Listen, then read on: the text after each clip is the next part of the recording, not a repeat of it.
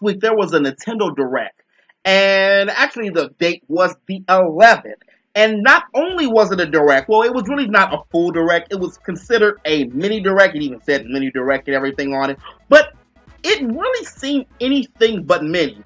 And at first I was very skeptical of Nintendo taking its own route when it comes to leaving E3 alone or only importing or pushing certain games at E3. But you know what? That formula has worked out for them. It seems that Nintendo has learned, knock on wood, that they have something lightning in the bottle with the Switch, and that they can just easily move away from the Wii U and all Wii and Wii U properties altogether. And the Nintendo Direct Mini was just one example of this, with so many ports. So one of the biggest games for the Nintendo Wii U was Hyrule Warriors. And matter of fact, it was one of my favorite games for the Wii U, along with Xenoblade Chronicles X and a couple other titles, such as Bayonetta, of course, Smash Brothers.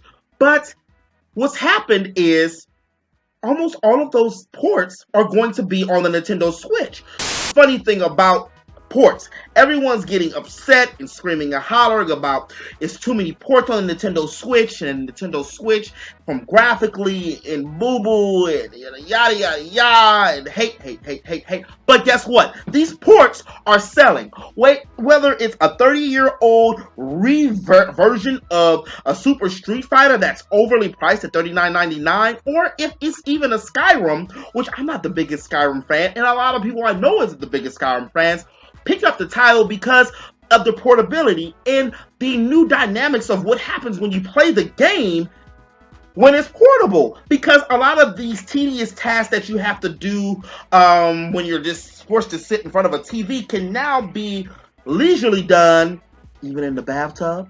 It can be done on the toilet. It can be done in the doctor's office or the dentist. The Mini Direct also showcased one of the new games that are coming out that's not port related, which is going to be Kirby.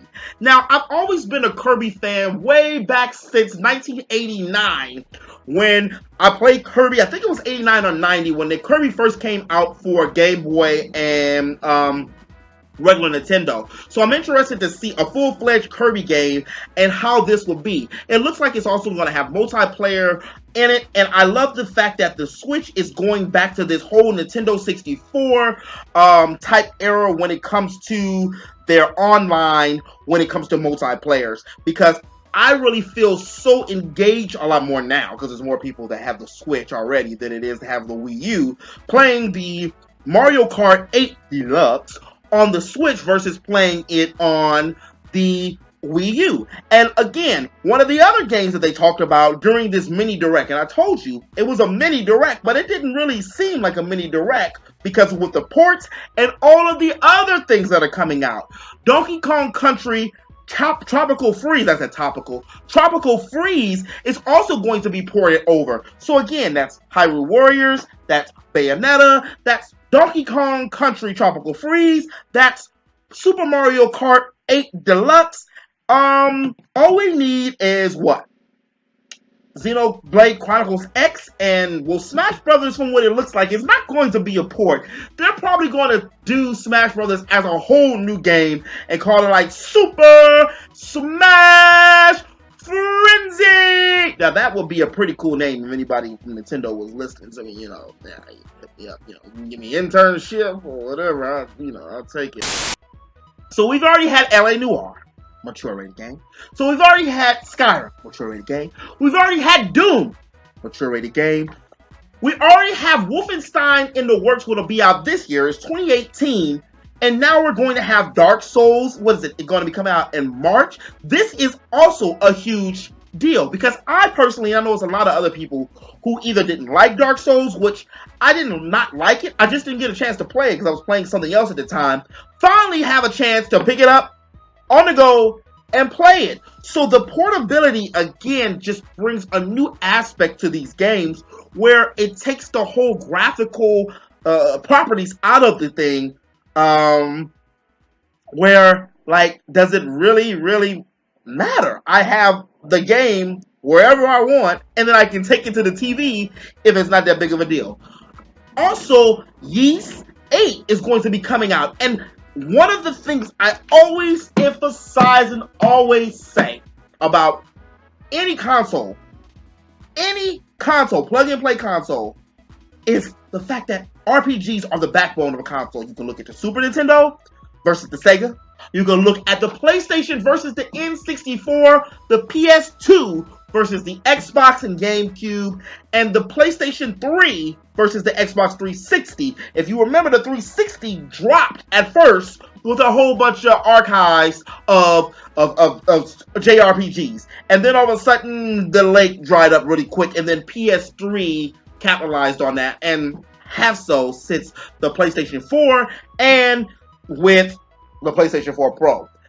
But the Nintendo Switch is the perfect hybrid system for these graphical 8-bit, 16-bit, and even 32-bit or less than graphical 60 frames per second, 1080p, 4K type of games, because it's not about how much graphics that you have on an RPG for the most part, even though those are really nice. Final Fantasy 15 looked really good.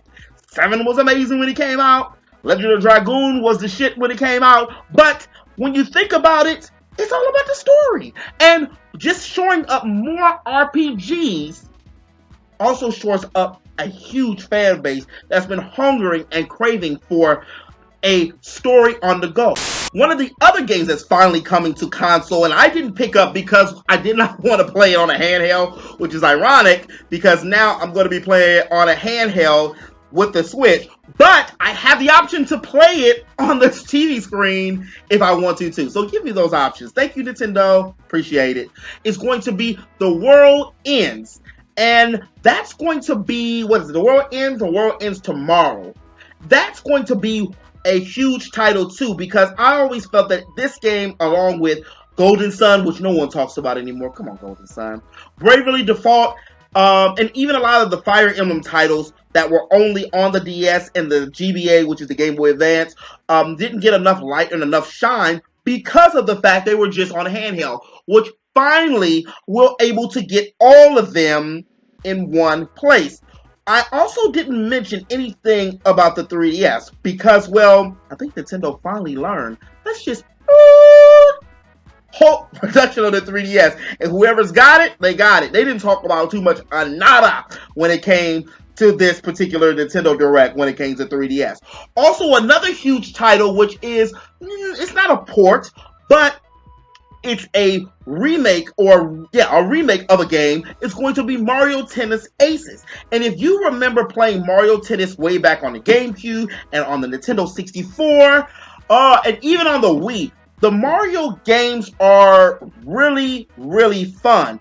And if the online is going to be as good as it is on Mario Kart or other titles that are already out, plus with the added functions and features, let's hope they have achievements, then this is going to be one of those games that you can get with a whole bunch of friends and play and enjoy. I really enjoyed Mario Tennis a lot, especially on the Nintendo 64, and one of the reasons I got into a lot of sports or knew the rules about a lot of sports at the time that I didn't watch other than like basketball, football, baseball, because those are pretty, easy to learn, the statistics of the sport, was tennis and golf. I learned through playing Mario games, and I would love to see a Mario golf game come out, and even have a story, like it was a Mario golf game for the Game Boy Advance back in the day, where you can use Plum and the other little kid. I didn't use that guy, but you were able to go through a story and an RPG element, much like Golf Story is now, also for the Nintendo Switch.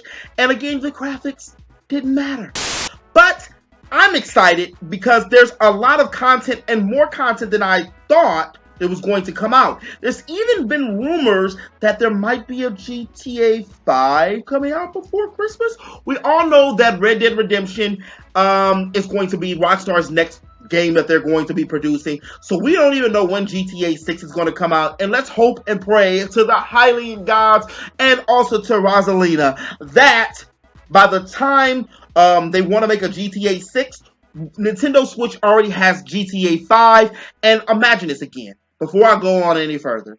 Imagine GTA 5 on your Nintendo Switch. If you've already played the game, you're going to want to pick it up and play it again. You're going to want to double dip into games again just to be able to play it on the go. And if you're like me who loves GTA games, but you never beat them, you might get a chance. It's a higher probability that you'll beat it this time because you can take it anywhere. But as always in the web, this has been your boy Q, your friendly neighborhood geek. If you did like this video, please make sure you hit that like button. And if you're new to my channel, and you want to stay up to date on all things geek, not only just video games, not only anime, I do entertainment too, make sure you hit that subscribe button, ring that bell to stay up to date on all things geek. And until next time, geekly flair! Okay, I'm working on it. I'll talk to y'all later. Peace!